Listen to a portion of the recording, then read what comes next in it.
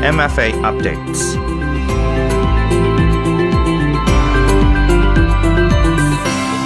สวัสดีค่ะ and welcome to MFA Update, the program that keeps you informed about Thailand's foreign affairs, diplomacy, and our engagement with the international community. I am สศิการศรีเกต your host today. In today's program, we turn our attention to ASEAN and one of the key diplomatic gatherings of the year, the 59th ASEAN Foreign Ministers Meeting, or AMM, and the ASEAN Post-Ministerial Conferences, commonly known as the PMC. From the 21st to 24th of July 2026, Mr. ศรีหศักดิ์ พวงเกตแก้ว Deputy Prime Minister and Minister of Foreign Affairs of Thailand, participated in the meetings alongside ASEAN foreign ministers and representatives from ASEAN dialogue partners. The meetings provide an important platform for ASEAN member states to discuss regional priorities, exchange views on regional and international developments, and strengthen cooperation with ASEAN's external partners. But what exactly are the AMM and PMC? What were key issues discussed this year? What priorities did Thailand bring to the table? And perhaps most importantly, what do the outcomes mean for Thailand and Thai people? To help us better understand these issues, today we are joined by Mrs. Chatvadee Chindawongse, Deputy Director General, Department of ASEAN Affairs. So, let us begin our conversation. The foreign affairs that matter. Special guests from the Ministry of Foreign Affairs. This is the MFA updates. And now we are here with Mrs. Chatvadee Chindawongse, Deputy Director General, Department of ASEAN Affairs. สวัสดีค่ะ สวัสดีค่ะ Thank you very much for joining us on MFA Update today. Let's begin with the bigger picture. For listeners who may not be familiar with these meetings, could you explain what the ASEAN Foreign Ministers Meeting, or AMM, and the ASEAN Post-Ministerial Conferences, or PMC, actually are? And what role do these meetings play within ASEAN? And what kind of issues are normally discussed among ASEAN member states and with ASEAN's dialogue partners? Thank you. First of all, let me just put this in simple terms. The ASEAN Foreign Ministers Meeting, or the AMM, is a forum where the foreign ministers of ASEAN member states meet and discuss the direction of ASEAN community and seek to develop common positions on major regional and international issues.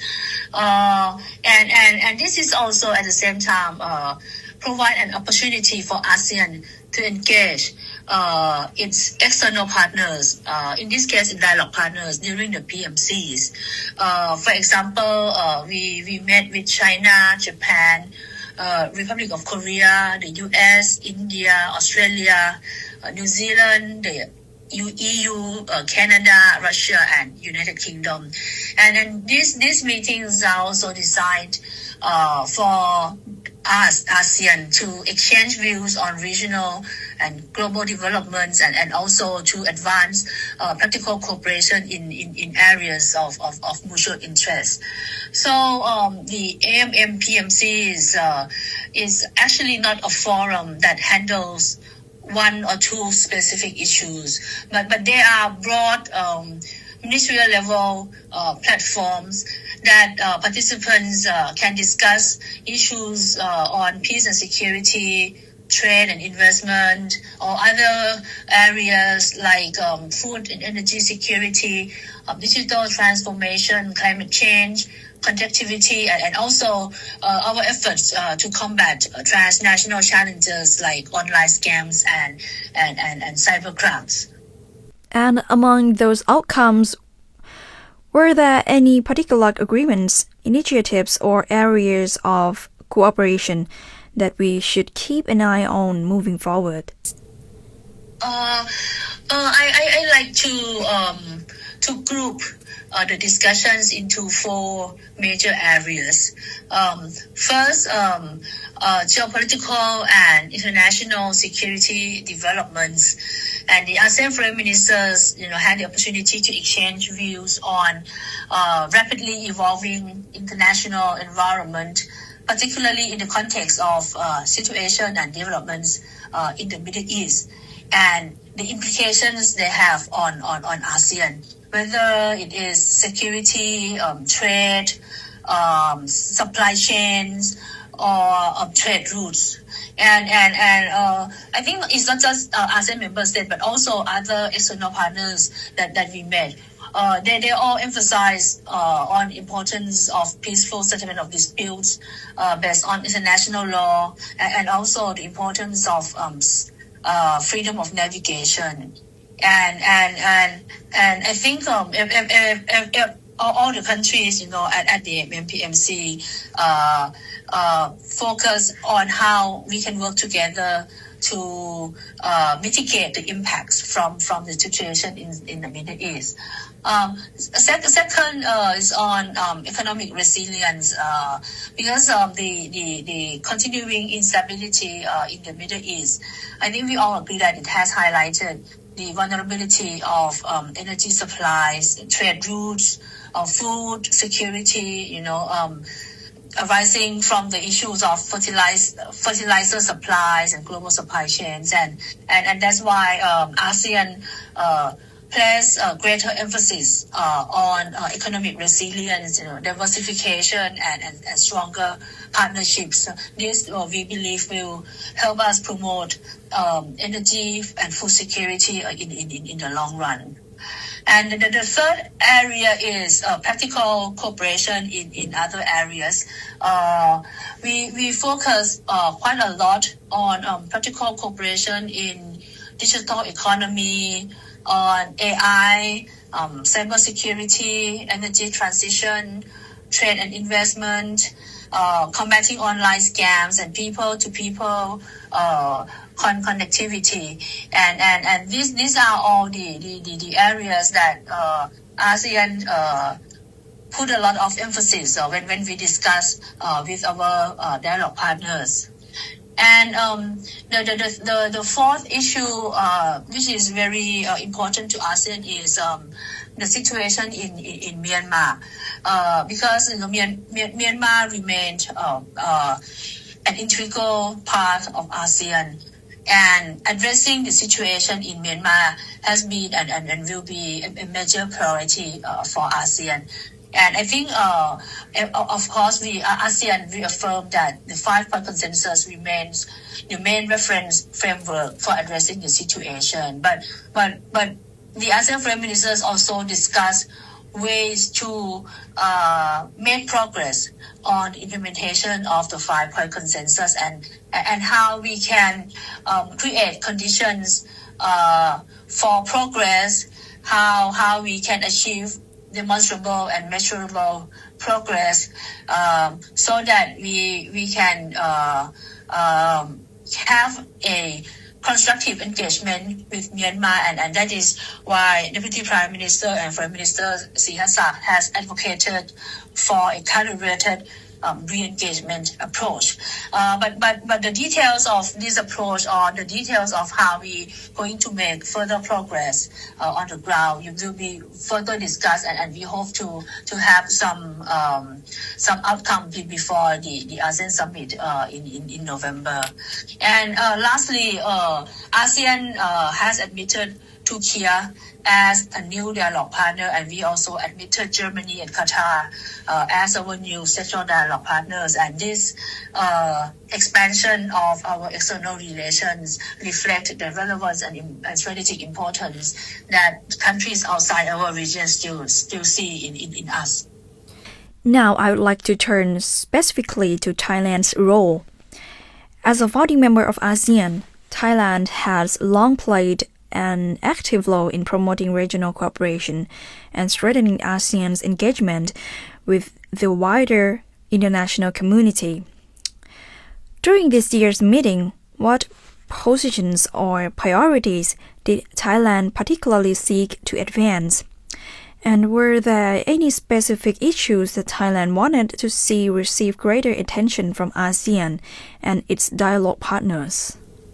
For Thailand, I think one of the clearest themes was the promotion of what we call 3Rs approach.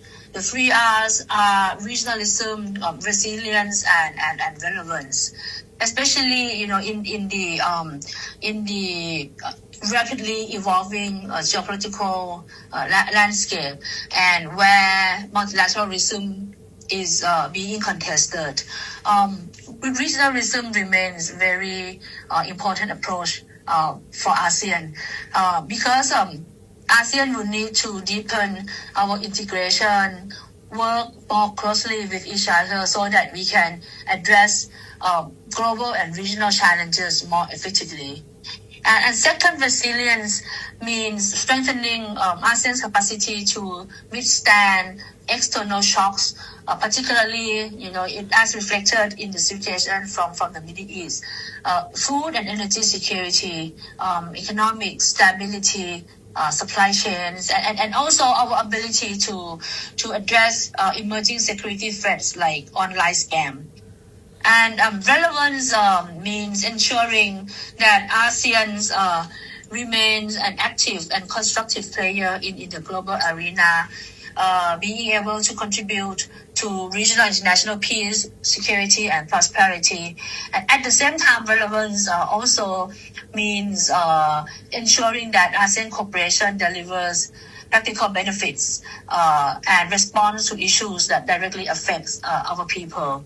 And for Thailand, we has placed particular emphasis on combating online scams and cybercrime, as well as other forms of transnational crime, which are increasingly affected our citizens across the region. And we also push for enhanced cooperation in food and energy security, economic resilience, trade and investment, as well as technology cooperation with our external partners.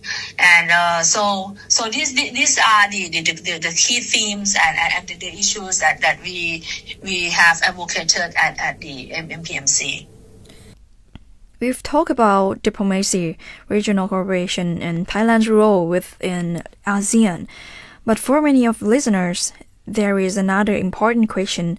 What does all of this mean for us? From this year's AMM and PMC, what benefits could Thailand and Thai people expect to gain?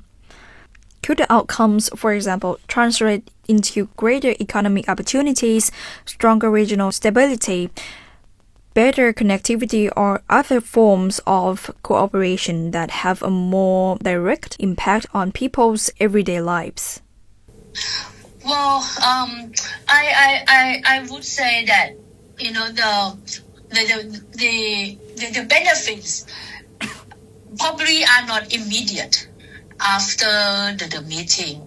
Our peoples may not see the problems of online scam being solved immediately after the meeting, or we have new energy sources, or we have renewable energy right after the meeting. But this series of meetings helped create frameworks and partnerships that can generate tangible benefits for our peoples over time.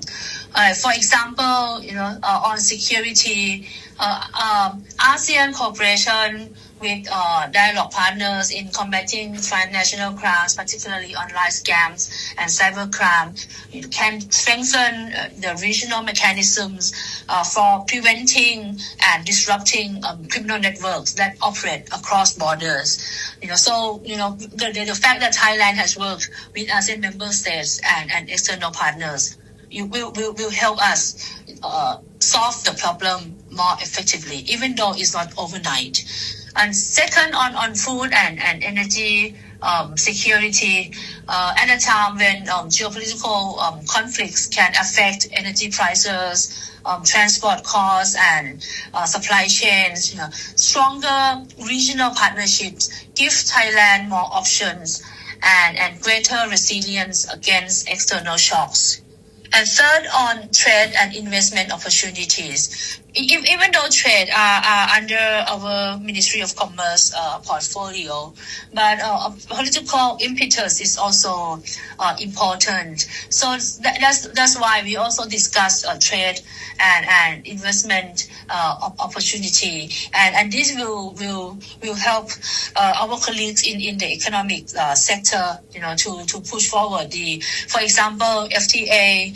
We expect to conclude ASEAN FTA with Canada by the end of this year, to sign the FTA by the end of this year, and we are in the process of upgrading the ASEAN Korea FTA. These are just examples. So and also on digital economy opportunities, Thailand's push for cooperation on AI, digital transformation, and cybersecurity can help Thai businesses and young people gain greater access to international expertise, technologies, and networks. So simply put, the meeting, the series of meetings probably did not provide immediate benefit right after the meeting, but rather this is for Thailand to use regional diplomacy and regional cooperation to reduce risks and create opportunities and protect our interests over the longer term, whether in the area of security, economic growth, food and energy security, and also technology and connectivity. The foreign affairs that matter. Special guests from the Ministry of Foreign Affairs. This is the MFA updates. Thank you very much for those insights.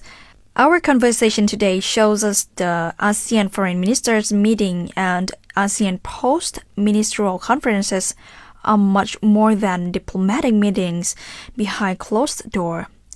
They are important platforms where ASEAN countries come together to address shared challenges, strengthen cooperation, and engage with partners from around the world.